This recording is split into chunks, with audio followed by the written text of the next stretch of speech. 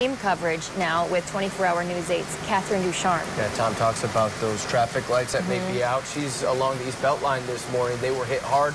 Catherine, what do things look like out there? Hey, good morning. Exactly. So about 30 minutes ago, we saw this traffic light go out. This is at Plainfield and Jupiter in Grand Rapids.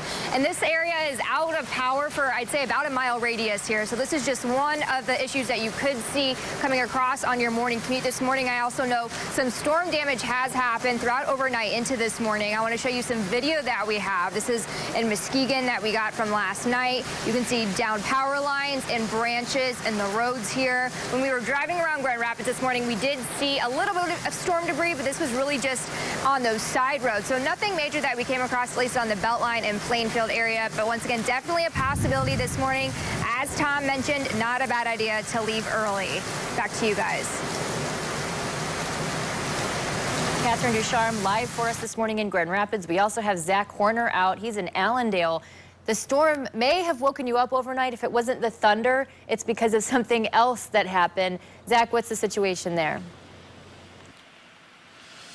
Well, Teresa, good morning. That's right. I'm outside the firehouse here on Lake Michigan Drive near 68th Avenue, where they had quite the scare last night. The tornado siren right here at this location going off, but there wasn't a tornado. There were just winds faster than 70 miles an hour. That's one of the instances they'll have the siren here going off. They'll also have it going off in case of an emergency involving hazardous materials. Of course, that wasn't the case, but only because of those strong winds that came through this morning. And now there are some things you can do when the siren goes off if you're in any kind of danger. Now, first things first, you want to take cover and do what you can to stay safe. Second, tune into local media like you would here at Wood TV and at woodtv.com for a weather emergency. And also make sure you grab your weather radio as well. And lastly, don't call 911. They want to keep those emergency lines open for people dealing with actual emergencies.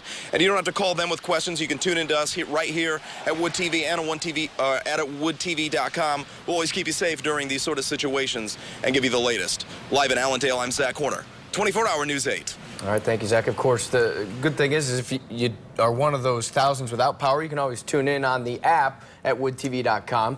Consumers Energy has been working through the night. There's so many people without power. 49,000 is the most recent number, so that's where things stand right now. If you're watching us on the app, that might be you. You can see these pockets of power outages all over the area. The timing for when everything's going to get back on, it just depends on where you are. So the estimate for power outages is as long as tomorrow afternoon. You just have to check and see where you fall into that, but we're going to help you out. Again, stay ahead of the storm. Keep track of those power outages, the other weather-related issues with the Storm Teammate weather app. You can find that in the Apple or Google Play stores. Just search Storm Team 8.